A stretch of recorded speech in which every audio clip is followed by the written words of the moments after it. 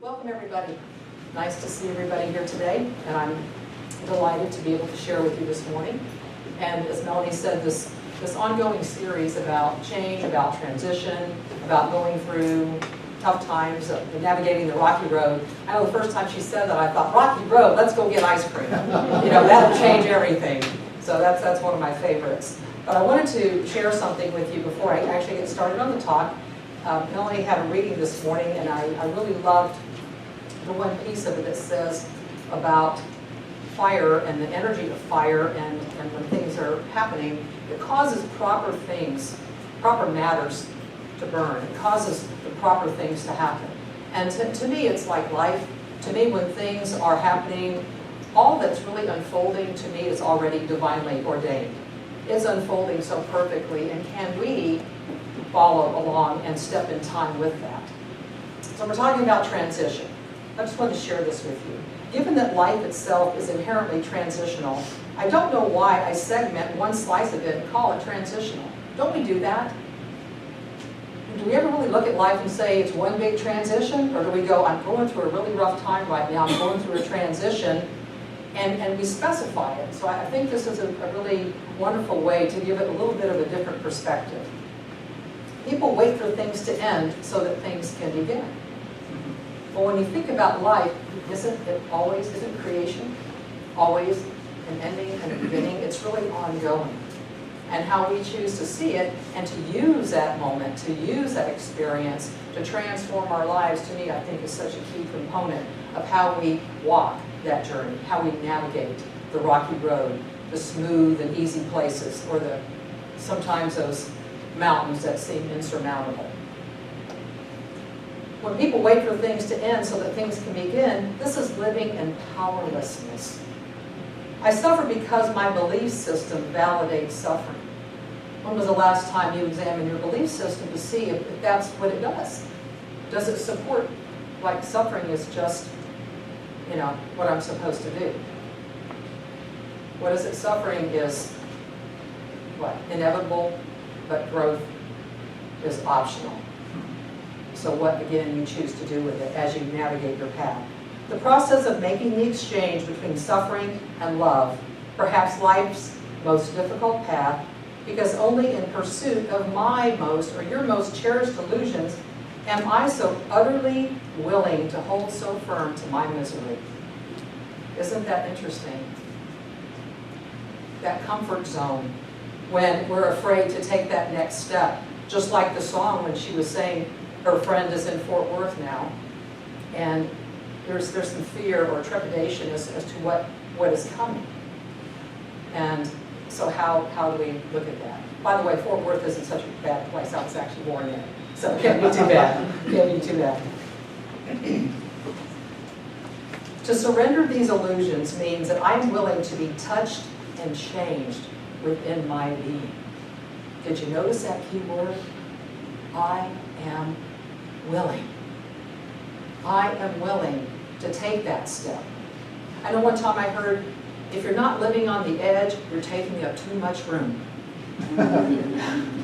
So come to the edge, and in that place, step off. To me, that's when you get your wings. That's when you allow yourself to be supported. And you say, yes, I am willing to take that step because I know in the deepest part of me, in the core of me, that I'm going to be just fine. I will get through the fire. I will make it through that next moment. Because my belief system validates and supports a universe and a presence and a power that always has my best interest in mind and at heart.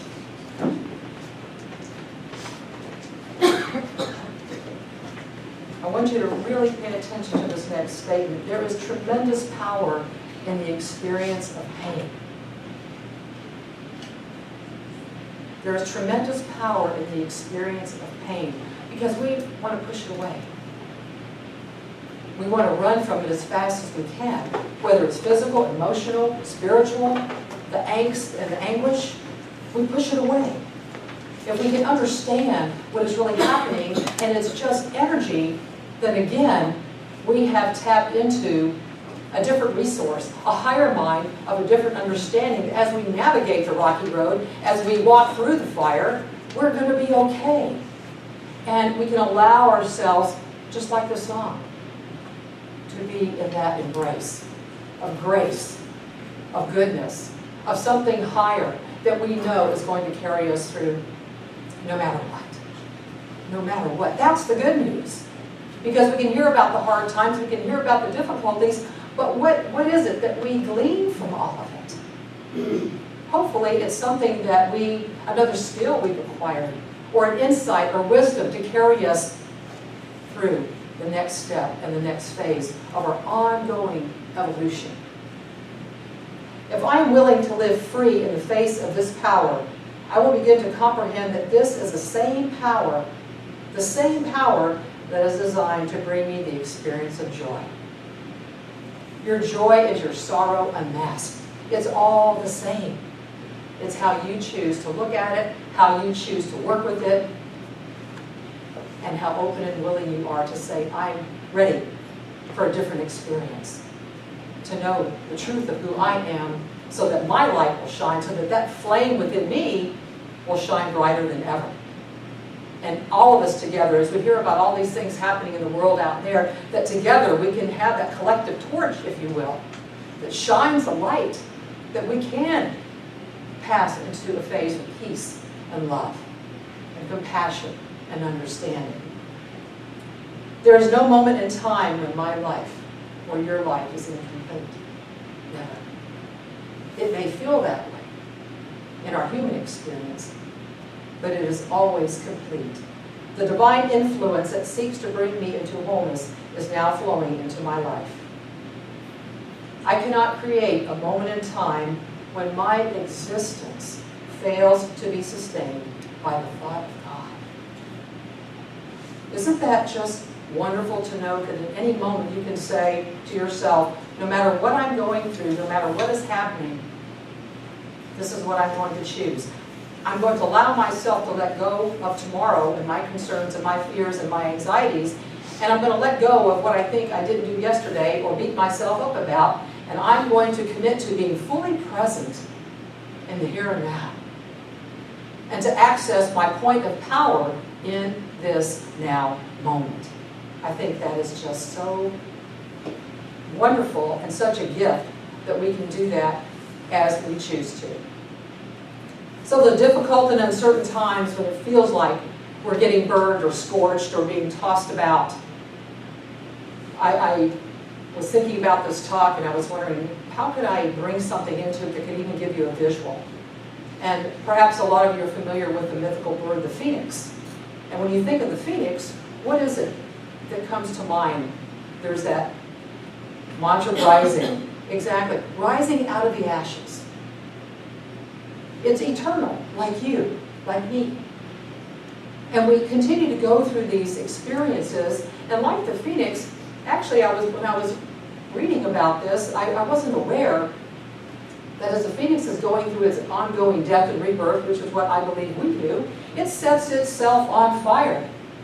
The nest in which it is in, it sets it on fire. Because it is ready to die unto the old way and to continually be reborn and rebirth. And I think that's such a powerful metaphor. And in different cultures and religious faiths, you will find the phoenix as the symbol. It's looked at a little bit differently because some cultures actually look at it as a divine messenger. So again, when you're on that path, or you're going through the fire, to know that you're going to be okay. You're going to be okay. You're going to make it. Since my house burned down, I now own a better view of the rising moon. This is a quote from Mizuda Masahide. And when I saw that quote, it took me back to 2005 when the house that I was living in burned. It didn't burn to the ground, but I didn't have any renter's insurance at the time, and I lost pretty much all of my physical possessions. But what was most important to me was my precious 8-month-old Shih Tzu puppy that died in this fire. And my life, I can tell you, I don't think I would have had the grace and the elegance to say, woo, now that my house is burned down, I have a much better view of the rising moon. I don't think so. My faith was shaken more than it has ever been, because I was like, you've got to be kidding me. My little puppy, what she represented to me, I named her Lovey, by the way. What she represented to me was not just this 8-month-old little being in a furry body. I had already been through several years of very difficult times, hard times. To me, she was my new beginning. This little puppy with that puppy energy that could make me laugh, the unconditional love, all of those things that I was like wanting to be immersed in. And when I lost her, it was like, oh my God, how can this be? How can this be? Because of what she represented to me. She was a new beginning. And the way in which it all unfolded was, in the human sense of it, was very tragic and traumatic. Because that day when I put my key in the front door lock because the garage door did not open, I thought it was a battery that was malfunctioning.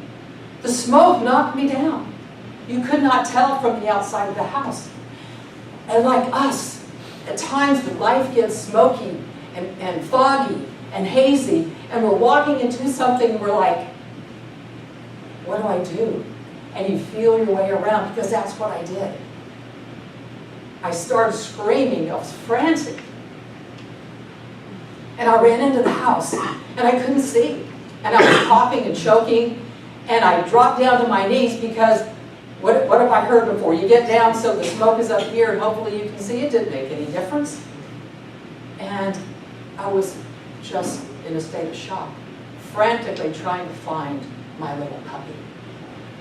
2 times around, just by feeling around the wall, and I kind of remember the kitchen. I hadn't been living there that long, and feeling the kitchen and into the living room, and I could not find her anywhere by touch.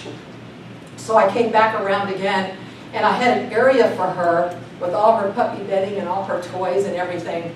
And I kept doing this, and finally I realized what I thought was a comforter was her limp body. So I picked her up, and I ran out of the house. So those moments in your life when you're like, oh my God, how could this, whatever this is, be happening? What do you do? What do you do? I didn't know what to do. I was so in my humanness. So I ran out into the front lawn, and I just started rocking her and screaming, crying. Have you ever been like that? When something's going on, and you're like, oh my God, I'm like, what do I do? You're right where you are. And that's what I mean. I can look back on that now at other times, and I know we can all get together and share awesome stories and say, you know what? We're not just surviving, folks, we're thriving. We have made it through the fire. Literally, figuratively, we all go through the death and rebirth. I can look back on that experience now. I understand so much of what happened. And the humanness of it, would I want to redo it? Not no, hell no. But would I go through the experience of cracking open the shell and the places in me to let in the light? To go through an experience that may scorch you or scar you or burn you. So in the core of you, you can heal those wounds. And the most amazing thing of all, when we go, oh my God, there is no God, but we hear what? That God is everywhere present. No matter what is going on, God is in the middle of everything, yes? Do you always believe that? No matter what? Have you had a moment when you doubted? Anybody in here ever lost their faith, even for a moment? So I'm sitting there, and I'm in, of course, this other place. I don't know where I am. And I'm rocking Lovey. And I think my body was facing down the street. And no kidding, no joking. I'm just looking, and I'm not really seeing, but I kid you not, coming up the road, I see a man in a white coat and a collar, and a black coat and a collar. It's a priest. And he's walking towards me. And I thought, thank God, maybe I've already died and gone to heaven because I don't know how to do this anymore. That's for sure. I want out of here. Beam me up, Scotty. I was in so much pain and angst. My world was shattered.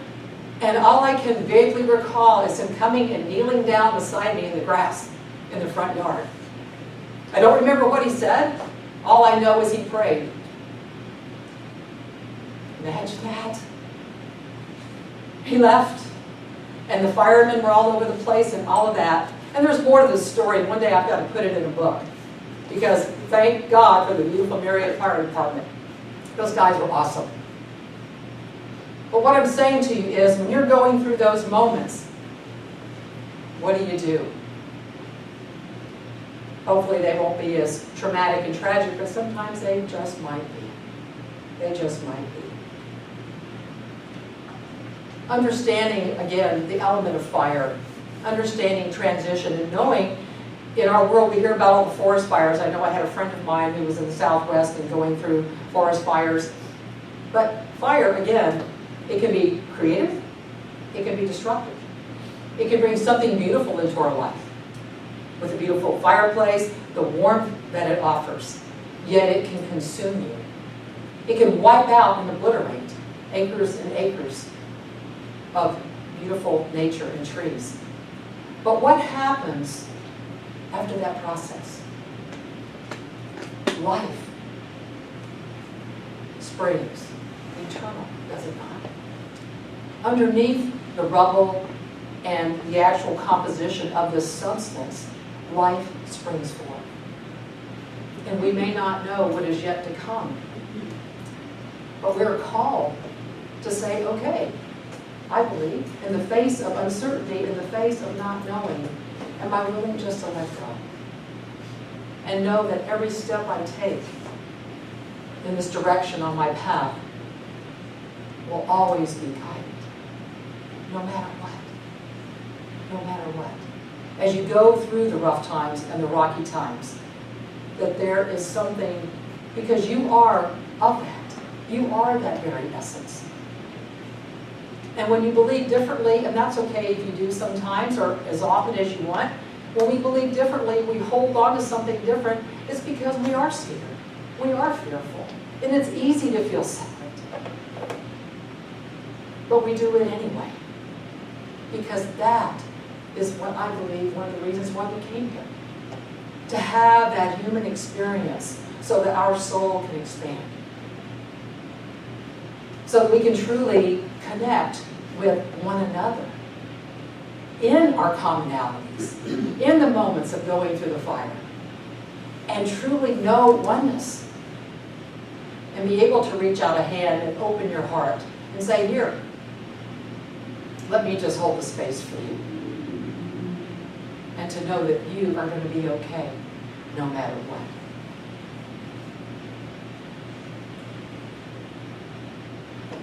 I want to share just a brief story with you. How many of you have heard of Chris Carr? Okay. She's a well-known cancer thriver. And roughly 10 years ago, Chris Carr was diagnosed with a very rare form of cancer and was given about 10 years to live. And they really didn't know what to do with it. And basically, her body was so full of cancer, and what would be required would be to transplant just about every organ that she had. But they thought, well, that doesn't really make a whole lot of sense because within the lining of her tissue, there was still cancer, just throughout her whole body. So she changed her diet. She went vegan and raw and did all kinds of things. Excuse me, tissue.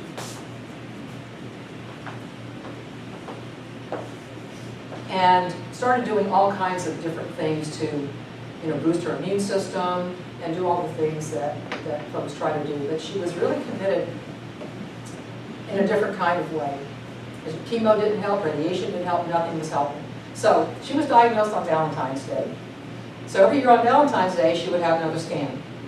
So for 10 years, this constant fear and anxiety and uncertainty. What are the scans going to show? What are the scans going to show? For 10 years, no change. There was no shrinkage, yet there was no growth. It stayed the same. okay?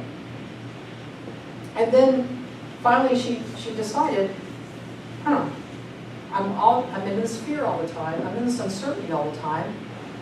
How else can I approach this? Maybe there's another way. So she decided to be open to letting her fear guide her. And it pointed to her, what? Her resistance. It pointed to, what? Her tendency to do this to cancer, to push it away. Well, why would you want to embrace cancer? Who would want to do that, right? Because it's an energy, but again, when you understand energy, when we can truly embrace things that are really difficult and hard, it changes everything. Because we are not this physical body. We are so much more. We are pure vibration. And so is fear. It's an energy, it's a vibration. So when we meet it head on, and we look at it and we say, hello fear, welcome, come on in. It's just like the Ruby Guest House. Welcome in everything and celebrate it, what it has to offer you, and let it pass on through. And what it will give you is something so beautiful. So she decided to let go of her attachment to finding a cure to her cancer. Does this smack of what my talk was a while back when I shared with you about Anita Murjani? After everything she went through for 4 years, and finally she said, I'm letting go of needing to fix this. I'm letting go of needing to find a cure. I'm going to surrender and just let it be. And I'm willing, there's that word, I'm willing to thrive in the face of uncertainty. Are you willing to keep walking your path in those moments? Are you willing to go through the fire even though you don't have a clue what's to be? Are you willing to surrender to something greater than you and say, okay, here I am. The 11th year, she had her scan. Do I already need to tell you what happened? For the first time, her tumors began to shrink. For the first time, on the 11th year, they began to shrink. Free. I'm free. We know fear is like a prison that we put ourselves in. And trust me, there is no judgment there. I've been there many times, and I know I'll still be there many times. Because, like you, I too am a work in progress.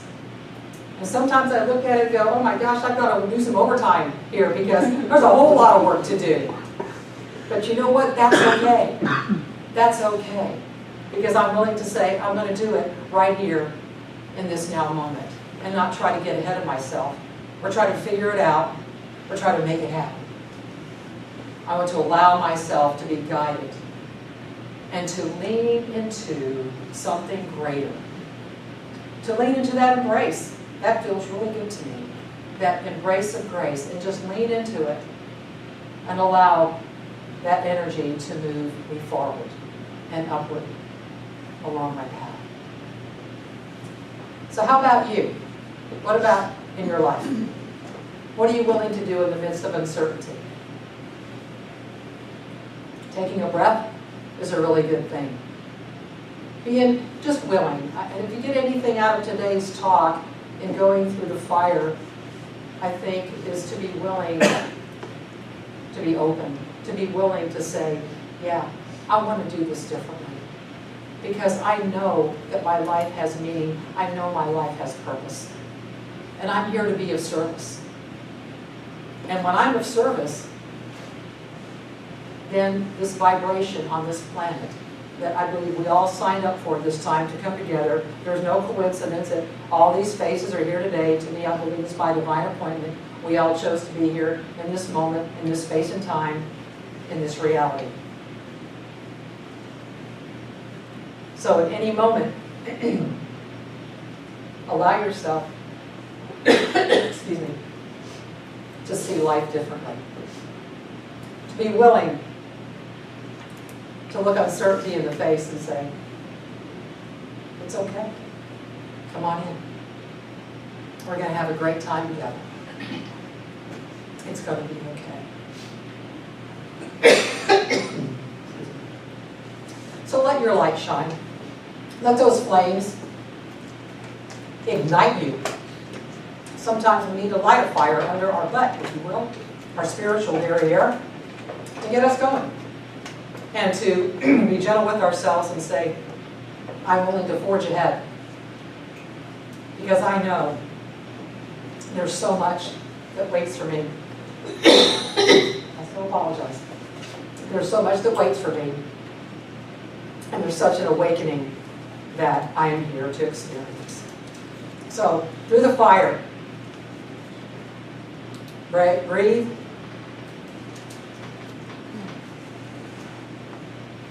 Drop down to your knees, where you can see, and you'll make it clear. Yes, please. I so apologize. I think this fire energy is starting to stoke my fire here. Thank you.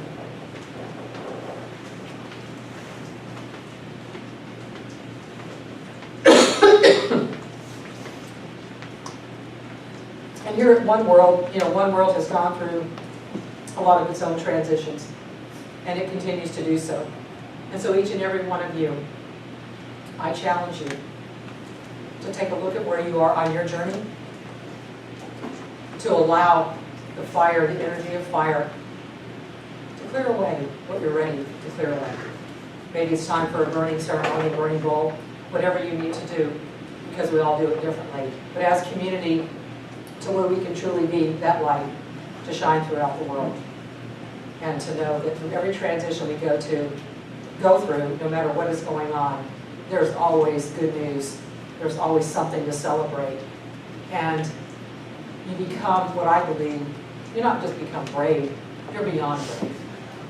And you have a courageous heart and spirit that will see you through any experience. Thank you all.